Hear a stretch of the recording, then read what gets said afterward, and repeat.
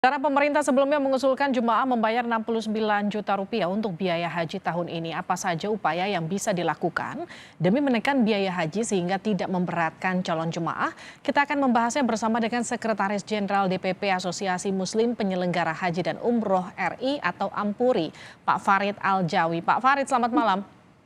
Selamat malam, Assalamualaikum warahmatullahi wabarakatuh. Waalaikumsalam Pak Farid, ini usulan pemerintah biayanya naik dari 39 ke 69 juta, pendapat Anda seperti apa?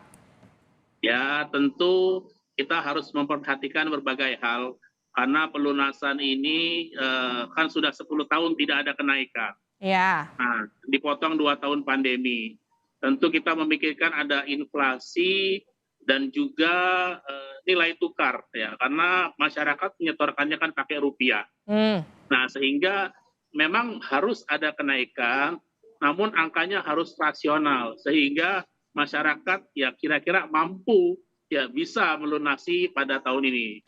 Angka Jangan rasionalnya sampai berapa Pak Farid? ya mungkin estimasi saya sekitar 50, 55 ya. Itu 50, juga sudah 55 angka juta yang itu angka bagus. rasional menurut Ampuri ya.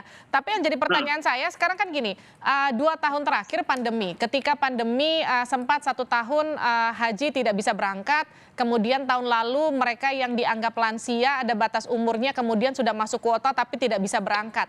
Artinya kan ini karena kebijakan sebetulnya, bukan karena mereka yang memang batal berangkat. Bagaimana dengan mereka-mereka ini? Apakah juga kemudian harus bayar nambah sementara seharusnya kuota mereka sudah harus berangkat sebelumnya? bagi yang mereka sudah melunasi di tahun lalu, jika ada kenaikan saat ini harusnya tidak tambah, dan ini menjadi beban pemerintah sehingga ada rasa atas keadilan karena mereka sudah menyimpan uangnya lebih lama ketimbang yang mereka sekarang belum melunasi begitu. Jadi yang sudah lunas tapi kemudian kemarin tidak bisa berangkat karena memang kendala aturan itu seharusnya tidak perlu nambah ya. Karena Betul. angkanya cukup signifikan kalau kita berhitung dari 39 ke 50 atau 55 saja. Seperti yang tadi Betul. Ampuri katakan. Karena kan Iya, kalau kita bicara naik haji jarang ada yang naik haji sendiri. Biasanya satu keluarga tuh minimal berdua, bertiga begitu ya. betul. Ini juga satu langkah yang sehingga targetnya ya masyarakat bisa melunasi semua. Jangan sampai tahun ini tidak bisa melunasi, tahun kemarin karena kendala usia, tahun sebelumnya karena memang mereka tidak masuk. Ini kan nanti akan terjadi kegagalan yang berkali-kali begitu. Oke. Tapi mudah-mudahan tahun ini bisa maksimal bisa melunasi semua. Pak Farid, kan sekarang isu utamanya kan karena subsidinya dianggap terlalu besar 18 juta, Ya. sehingga kemudian harganya di-adjust jadi 69 juta. Memang idealnya berapa negara harusnya memberikan nilai subsidi untuk haji? Nah, mengenai angka tentu kita serahkan ke BPKH ya. Kalau mengenai angka kita tidak tahu persis karena BPKH ini kan baru bekerja sejak tahun 2017 ya. Nah, 2017 5 tahun dipotong pandemi 2 tahun baru bekerja 3 tahun. Nah, nilai subsidi kemungkinan sekitar 7 miliar mungkin Hmm. ya. Triliun ya. Nah, itu juga dibagi dengan yang keberangkatan tahun ini dan keberangkatan tahun yang akan datang begitu. Oke. Pak Farid, ini kan kalau kita breakdown satu-satu item-item yang naik itu kan salah satunya aftur, kemudian ada juga biaya penginapan dan segala macam itu. Yang kemudian jadi pertanyaan kan kalau kita bicara aftur itu kan fluktuatif, Pak. Apakah kemudian harus dipukul rata kemudian naiknya cukup signifikan seperti itu? Nah, ini perlunya transparansi pemerintah kepada masyarakat sehingga masyarakat memahami ya kan bahwasanya kalau memang itu turun harusnya juga disampaikan kepada masyarakat. Karena kan memang kenaikan itu kemarin ketika awal-awal setelah pandemi buka. Kemungkinan sekarang akan turun. Nah, ini bisa dibicarakan dengan penerbangan begitu. Oke, kalau salah satu opsi Pak Farid, ini kan untuk menekan biaya haji yang kenaikannya pasti akan memberatkan calon jemaah haji. Dari 40 hari masa mereka untuk beribadah haji ditekan jadi 35 atau 30 hari, itu bisa menekan berapa biayanya Pak? Mengenai kos ya, untuk hotel. Hotel itu kan kita kontrak 1 musim, jadi kita pakai 30 hari, 40 hari sama. Mungkin yang bisa ditekan adalah biaya dari makan. Ya, makannya ini kalau jumlah harinya kurang, tentu biaya makan juga akan berkurang. Saya meyakini insya Allah ya saya meyakini ya insya Allah itu bisa turun ya sehingga pemerintah mudah-mudahan malam ini bisa menentukan minimal ya 50 atau 55 maksimal.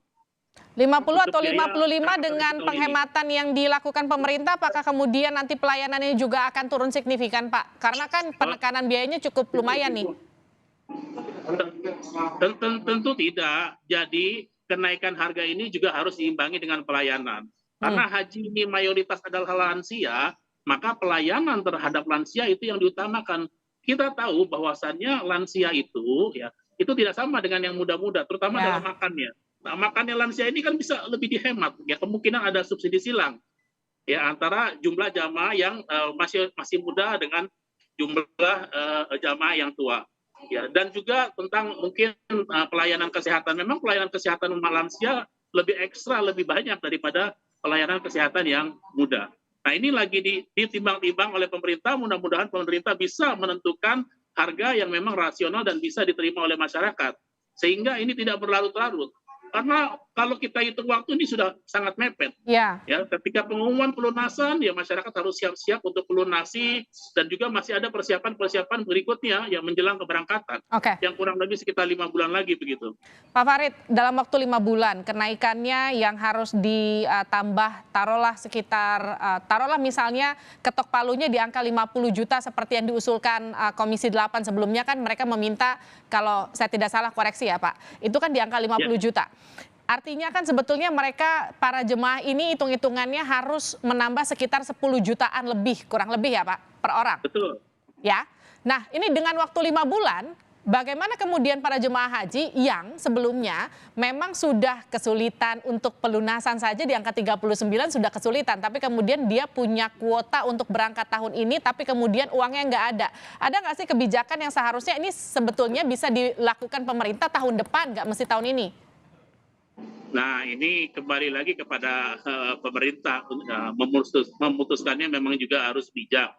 Pokoknya targetnya adalah jangan sampai mereka gagal berkali-kali. Ya, gagal karena pandemi, gagal karena usia 65, gagal karena ya mereka Umur. tidak mempunyai kemampuan untuk melunasi. Tentu ya kami berharap semua jamaah bisa melunasi berapapun keputusan pemerintah pada malam ini. Ya. Hingga kuota ini terisi full.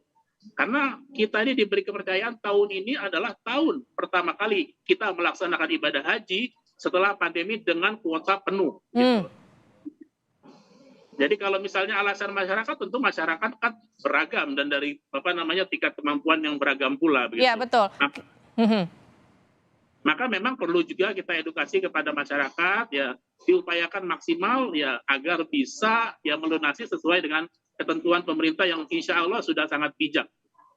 Oke, tapi terakhir sebelum saya menutup dialog ini, rekomendasi atau katakanlah upaya seperti apa yang bisa dilakukan Ampuri untuk kemudian bisa mewakili masyarakat calon para jemaah haji ini kemudian untuk bisa mendapatkan haknya secara optimal, tapi kemudian harganya tidak naik secara signifikan, mereka juga kemudian bisa dapat pelayanannya juga di sana sesuai dengan apa yang mereka bayarkan. Iya. Ya, perlu diketahui bahwasanya Ampuri memang mendapatkan porsi dari pemerintah sejumlah 8%. Itu untuk haji khusus, ya kan? Yang setorannya dalam bentuk dolar. Namun yang haji biasa itu terbagi ke seluruh embarkasi di seluruh Indonesia. Ini memang agak berbeda, gitu, agak berbeda antara haji khusus dengan haji biasa. Namun kita sangat memahami apa yang dilakukan oleh pemerintah dan Komisi 8 yang mereka sudah berjuang keras karena kita sebagai penyelenggara umroh dan haji yang memang setiap hari ya kita berhubungan dengan pemerintah Arab Saudi dan para stakeholder di Arab Saudi sehingga kita bisa juga membantu mengkomunikasikannya hal ini kepada masyarakat. Oke, satu lagi terakhir Pak Farid, ini soal haji-haji khusus yang kalau tahun lalu kan kita lihat ada beberapa insiden yang gagal masuk, kemudian visanya terlambat terbit, beberapa kendala seperti itu di tahun seperti ini ketika kuotanya sudah dibuka maksimal. Apa kemudian upaya pencegahan supaya kemudian calon jemaah haji kita yang khusus seperti yang tadi Anda katakan tidak terulang seperti tahun lalu? Iya, tentu yang pertama jika haji khusus itu kan kuota 8%. Di luar haji khusus ada haji furoda yang mereka mendapatkan visa langsung dari rekan-rekan atau mitra-mitranya di Arab Saudi. Harapannya kepada masyarakat yang mereka harus jeli kepada penyelenggara-penyelenggara yang menyelenggarakan haji khusus dan haji furoda, Ya. ya, atau haji mujamalah. Nah, haji mujamalah ini kan kuotanya terbatas, dan pastikan bahwasanya penyelenggara tersebut memiliki atau mempunyai akses langsung sehingga bisa mendapatkan visa tahun ini. Jangan sampai ada kegagalan ya yang diakibatkan memang mereka hanya menerima namun mereka tidak mempunyai akses untuk mendapatkan visa mujamalah tersebut. Yang akhirnya nanti masyarakat juga yang menjadi korban begitu. Oke, terima kasih Pak Farid Aljawid telah bergabung bersama kami di Sapa Indonesia malam.